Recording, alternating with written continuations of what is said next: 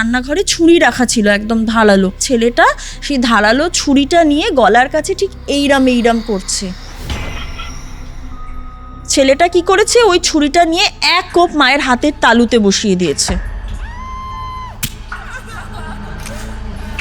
সেই ভয়ালো বিভৎস মুখের প্রেত সাদা চাদর জড়িয়ে শুয়ে রয়েছে, যেভাবে মরার সময় ছিল।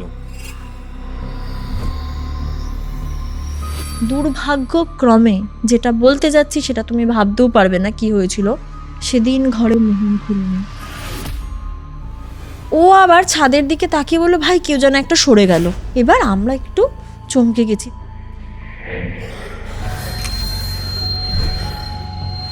ডাইনি ছিল? ডাইনি ছিল, হ্যাঁ। আচ্ছা আচ্ছা, ওটা টার্নিং পয়েন্ট। ইয়েস।